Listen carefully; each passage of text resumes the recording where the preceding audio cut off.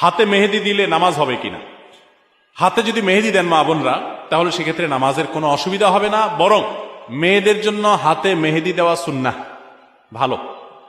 নবী করিম সাল্লাল্লাহু আলাইহি সাল্লাম কোন এক নারী কিছু একটা দিয়েছেন পর্দার আড়াল থেকে হাত দিয়ে বা কোনোভাবে, তো নবী সাল্লাল্লাহু আলাইহি সাল্লাম মহিলাদের ওদিক থেকে দেওয়া হয়েছে কিন্তু হাতে মেহেদি নাই, এটা দেখে তিনি আশ্চর্য হয়েছেন যে কোনো পুরুষ নাকি সেখানে, মানে পুরুষের হাতটা আসলো কোত্থেকে।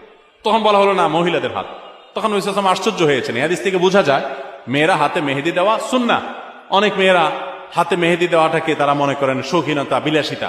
তাদের এই সাজগোজকে ইসলাম পছন্দ করে, প্রশংসা করবে, বিশেষ করে বিবাহিত নারীরা তো বটেই। বিধায় মেহেদি ব্যবহার করলে ওযু হবে, কোনো অসুবিধা নাই, নামাজও হবে। এমনকি আর্টিফিশিয়াল মেহেদি যেগুলো বাজারে পাওয়া যায়, টিউব মেহেদি বলা হয়, এগুলো দিলেও ওযু হবে।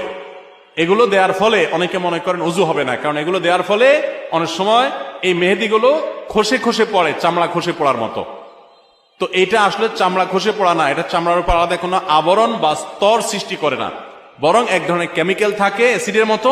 এটার কারণে চামড়ার উপরে সূক্ষ্ম লেয়ারটা, যেখানে বেশি মেডিসিন পড়ে সেখানে একটু খসে পড়ে। এর কারণে আলাদা লেয়ার যেহেতু হয় না, অতএব এগুলো দিলে ওযু হবে, নামাজও হবে। মেহেদি ব্যবহার করতে পারেন, কোনো অসুবিধা নেই। এবং মেহেদি চুলে ব্যবহার করা যায়, পায়ে চাইলে পায়েও মেহেদি ব্যবহার করা যায়। অনেকে বলে না, যেই মেহেদি দাড়িতে চুলে ব্যবহার করা হয়েছে, নবী সাল্লাল্লাহু আলাইহি সাল্লামের সুন্নাহ যেটি আপনার দাড়ি চুলকে সাদা হয়ে গেলে সেটাকে